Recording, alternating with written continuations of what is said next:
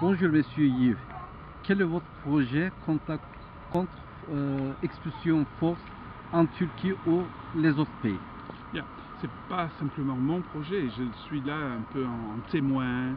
Nous avons travaillé pendant plusieurs années avec mes étudiants de l'université à Londres, à Sulukule, qui est un quartier. J'ai fait une mission qui était commandée par les Nations Unies dans le cadre du groupe de conseil contre les expulsions forcées. Donc on a écouté un peu tout le monde, toutes les parties. Et bon, ce que j'en sors, c'est que premièrement,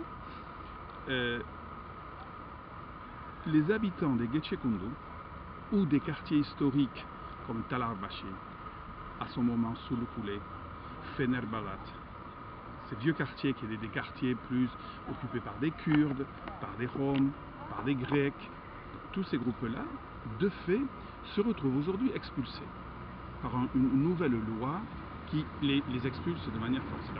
Ils devraient, à mon avis, obtenir leur titre de propriété pour pouvoir rester sur place. C'est le moins cher et le plus intelligent. De la même manière pour les Gecekundu, qui sont les travailleurs qui ont construit non seulement la ville d'Istanbul, beaucoup des quartiers, mais aussi qui ont construit la richesse qui aujourd'hui est une richesse énorme, qui est celle de la Turquie et d'Istanbul. Istanbul est une ville extrêmement riche, mais qui a produit la richesse? Ce sont les travailleurs qui ont en plus construit leur logement sans appui de l'État. Les Gecekundu, c'est quand même sans appui de l'État. Donc cela devrait être régularisé et les quartiers qui, c'est vrai, parfois ne sont pas complètement équipés, devraient être pleinement équipés, que ce soit en eau, en service, en école, en centre de santé, en hôpitaux, en centre pour les personnes âgées, maintenant que souvent elles sont toutes seules et sans revenus. Donc, régulariser les quartiers qui existent, ça me paraît le premier point, d'après ce qui est cet effet.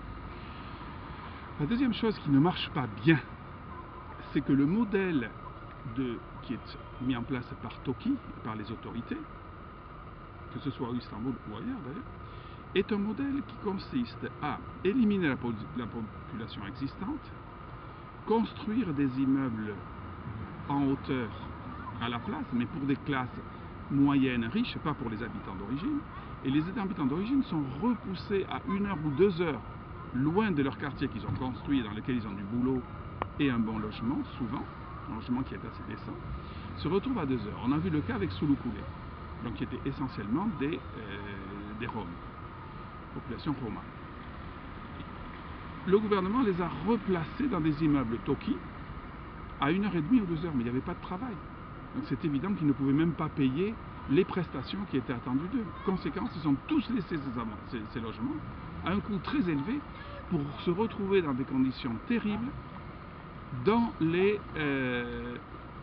Ils sont revenus autour du quartier qui a été démoli parce que c'est là qu'ils ont leur activité, c'est là qu'ils ont leur réseau, c'est là que les enfants ont commencé à aller à l'école, c'est là que les femmes avaient du travail pour travailler chez des classes moyennes pour faire la domestique, etc., etc. Donc, ce modèle de relogement dans les immeubles du Toki est voué à l'échec. Donc ça devrait être arrêté.